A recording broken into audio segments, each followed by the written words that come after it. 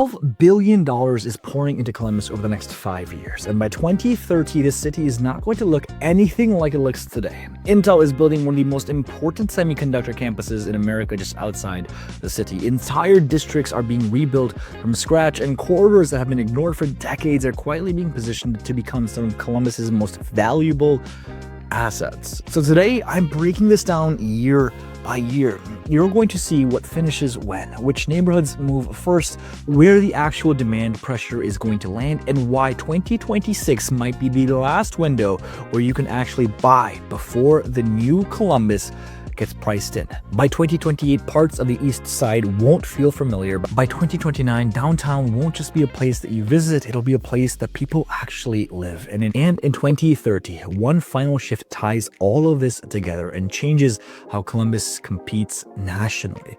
So make sure that you stick around.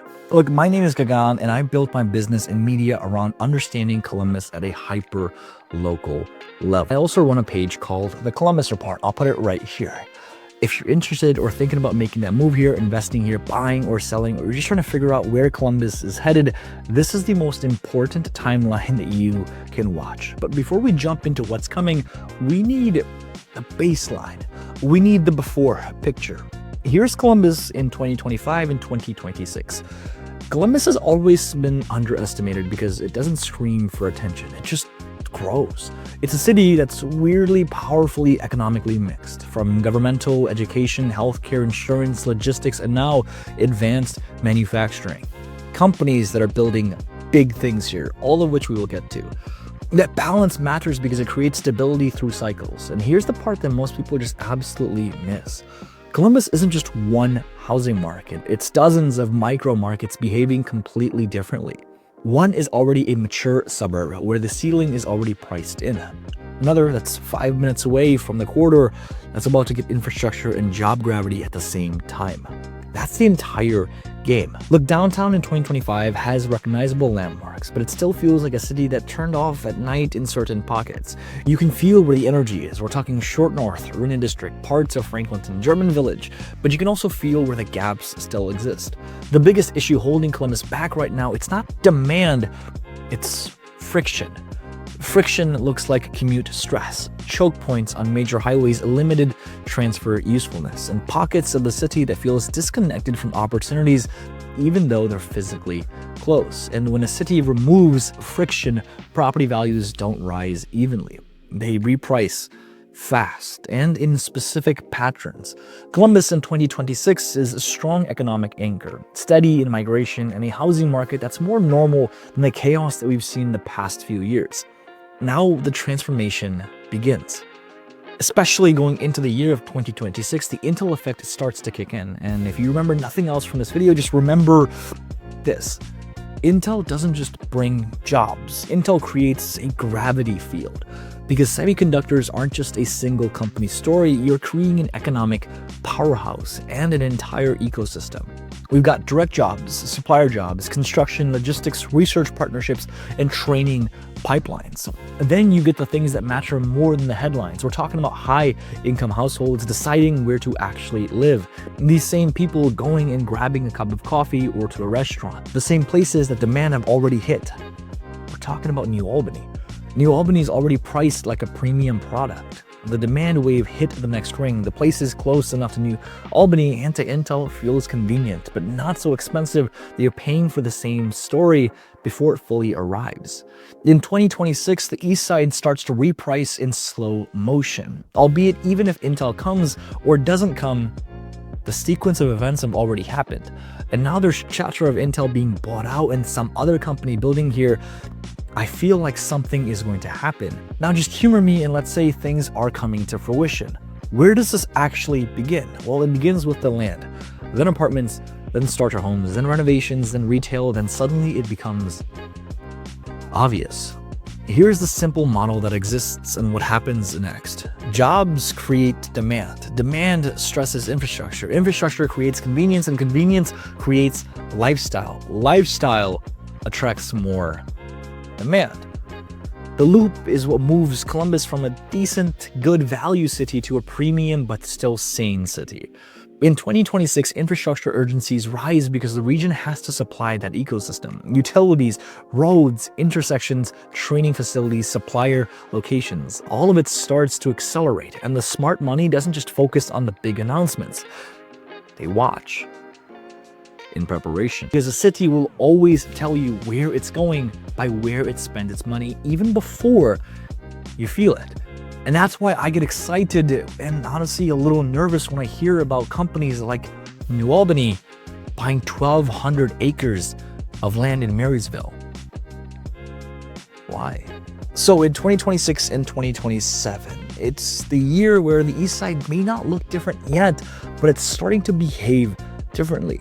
Then again, in 2027, people start to feel that shift. Columbus enters this phase where it stops being a collection of separate zones and starts behaving like a connected metro.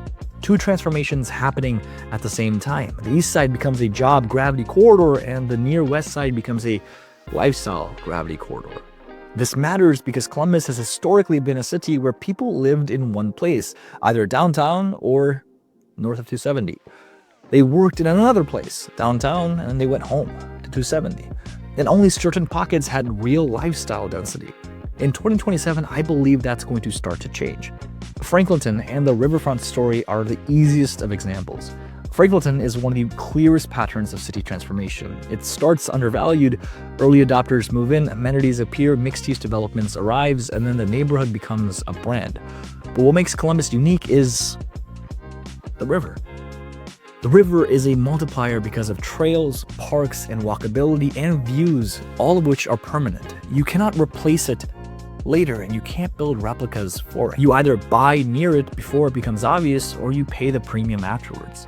So by 2027, you have a West Side corridor where density, trail, and mixed-use developments form a real lifestyle spine, and downtown residential growth starts to matter because it changes the rhythm of the city. When downtown has more residents, not just workers, everything just shifts. Restaurants stay open later, retail becomes more visible, streets feel safer, events become normal, not special. That's how a downtown becomes a neighborhood, and that's how you get spillover. When premium neighborhoods become expensive and a little tight, demand spills into the next best lifestyle pocket that still feels connected. That's where people win, not by buying the hottest thing at the top, but by buying the next thing before it gets branded. And by 2028, the scale becomes visible. This is the year that Columbus starts feeling like it's an up-and-coming city and starts feeling like it has arrived. Intel shifts from a project to reality, or TSMC, or NVIDIA, or something, because something is going to happen. The urban core, it fills in, and the amenities within an ecosystem will explode. But here's something else that you need to understand. It is not just Intel. Because I know the comments, Intel isn't coming. What are you talking about? Let me explain to you the Burger King effect. Do you know how Burger King builds? It's a simple question. Think about it. When you see a McDonald's, what do you see? Burger King. That's right. Burger King just builds the next street over from McDonald's, or the other street. Their entire business motto is building where McDonald's is building. It seems simple enough. But let's change McDonald's with Andreal. Let's change McDonald's with Intel. With Amgen. Let's connect that with the fact that Columbus is a day's drive away from 60% of the United States of America. That's insane to me. And people are realizing it because Andreal is here. And I believe a lot more companies are going to choose Columbus, especially because the operating cost is so much cheaper. But look, here's a topic that most people never connect to real estate. And it's very simple. It's time. Look, as a city grows, what people are really buying is time. It's shorter commutes, it's easier errands, it's walkable night outs, it's less friction to live your life. The neighborhoods that win are not always the prettiest neighborhoods, but they're the ones that save time by staying close to opportunity and to lifestyle. By 2028, the map matters more than the actual house. A smaller house in the right location outperforms a bigger house in the wrong one where the city is still scaling. Compare a home in Dublin that's half the size of a home in Reynoldsburg, and it makes sense why I'm saying this. Another quiet 2028 shift is the rental market. As high-income jobs expand, you're going to get a wave of renters who are renting for flexibility, not because they have to. They want to try the city, stay near the action, and then decide later. That pushes rent, which pulls an investment, which drives renovation, which attracts retail, and the loop accelerates neighborhoods quickly. And this is already happening, by the way. Look, we're local real estate agents right here in Columbus, Ohio, and we love selling homes in Columbus, Ohio. One of the main things that we've been getting in terms of questions and people reaching out is this. Gagan, I know for a fact that I want to live in Columbus, Ohio, but I want to test out the locations first. Or, Gagan, I know for a fact that I'm coming here for this job opportunity, but I'm not sure where to live, where are the best rentals. Those conversations are already happening now in 2026. The future? I think we're going to have a lot more. And also, we're seeing an acceleration of how many people actually reach out to us to make that migration here. That is incredible when you consider all of these things, especially Q4 of 2025 and Q1 of 2026. But by the end of 2028, you can feel which areas are maturing into premium areas and which areas are falling behind. In 2029, the transformation becomes undeniable. You will see comparison photos. Columbus in 2025 versus Columbus in 2029. The skyline will get fuller, districts will feel more complete, and downtown has a real residential base. But the biggest story is perception. Now look, perception is going to be important because right now, how you perceive Columbus is true. There's going to be a lot of people in the comment sections that are going to come at me and say, oh, this guy's hyping up Columbus, it's not this great. That is their perception.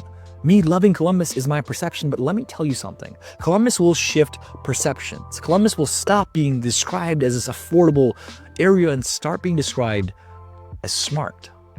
Affordability sounds temporary, smart sounds long-term, and when a city becomes a smart move, demand becomes more resilient.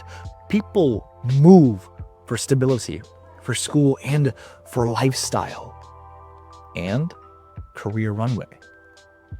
Not just price.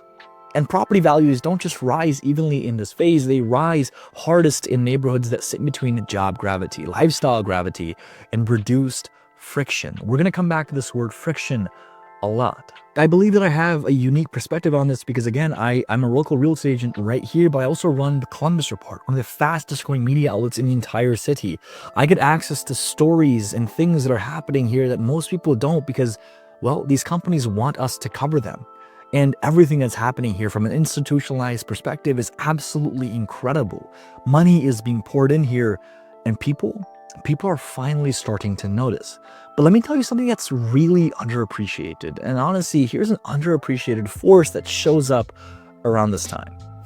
Infrastructural reality and housing stock reality. Older homes in higher maintenance areas, they're going to start to get penalized through repairs and insurance.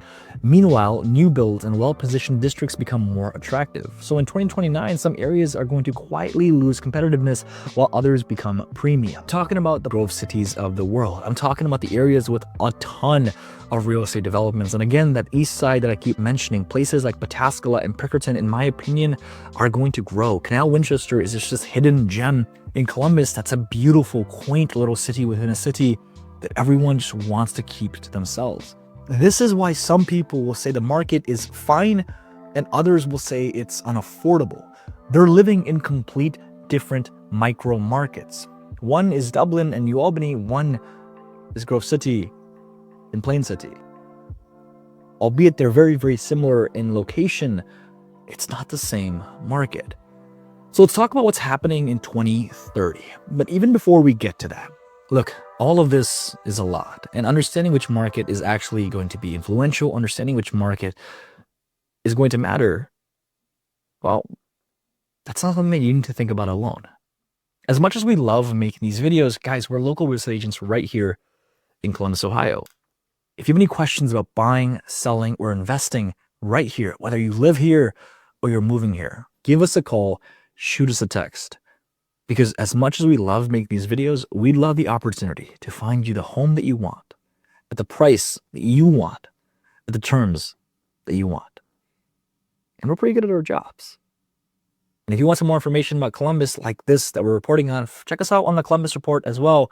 See that we're legit, and then give us a call. Make you promise.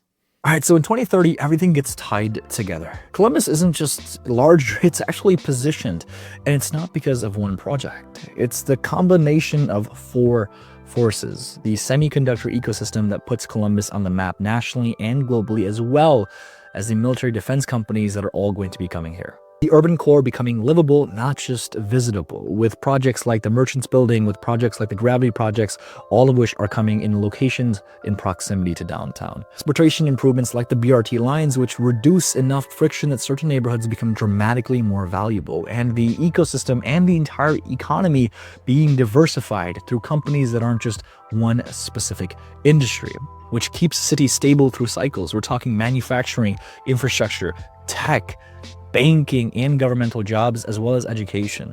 I don't need to name any companies because you know exactly which ones I'm talking about. This combination is what turns a city into a long-term winner. The question remains, who's going to win? Who wins by 2030? What defines a winner in this conversation? The biggest percentage gain usually comes from neighborhoods that were discounted because of reputation, but sit on future convenience. They share the same three traits: close to major corridors, housing stock that can be improved, and public investments that arrive before the market believes in the area. The next level of winner are bridge neighborhoods, the ones that connect the premium district to job growth, so they become the realistic option when people want the lifestyle but need a better entry point.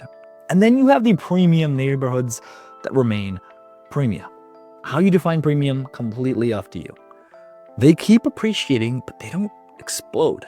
They preserve wealth and they establish the pricing floor. But look, here is the hidden play that most people completely ignore. People chase the headlines, they chase the headline neighborhoods, the ones that people are already talking about. But the real opportunities oftentimes sit in places that aren't cool yet, but are becoming connected. Connected to jobs, connected to lifestyle, connected to transportation. If you find this intersection of connection and underpriced homes, you find growth. And Columbus has a lot of these intersections, a lot more than people realize because the city is still underestimated. And this is where the window starts to close. People have been wrong about Columbus for 20 years. They said downtown would never become a real residential city. They said major tech and advanced manufacturing wouldn't pick Ohio. They said Columbus will always be a college town. And those narratives have been breaking, one by one. So is it too late? No, it's not. But it's also not early. You're kind of in the middle inning. You're in the fourth quarter. The earlier you understand the map, the more options you have, because certainty is expensive, and the best opportunity always shows up before consensus forms. If everyone thinks your idea is a good idea, it's not a good idea anymore.